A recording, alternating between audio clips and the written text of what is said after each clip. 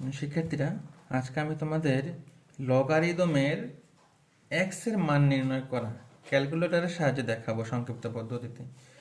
প্রথমে আমরা ক্যালকুলেটরটা অন করে নিব। দেখো, আমার এখানে দুইটি অঙ্ক আছে। যেহেতু আমার এটা সমীকরণ আর লগারিদমের অঙ্ক, তাহলে আমরা লগারিদম এবং সমীকরণ দুইটা মিক্সড করে অঙ্কটা করাবো সংমিশ্রণে। প্রথমে দেখো, আমরা লগারিদমের অঙ্কগুলা শর্টকাট নিয়ম যেটা দেখিয়েছিলাম।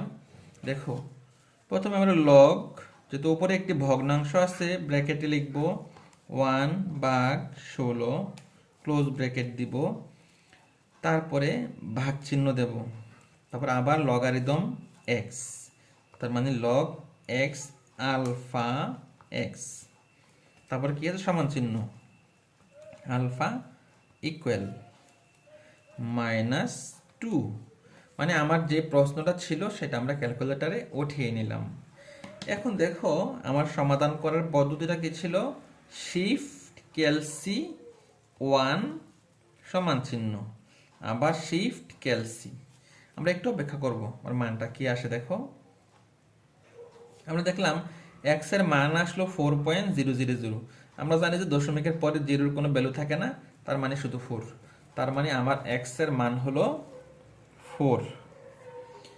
এখন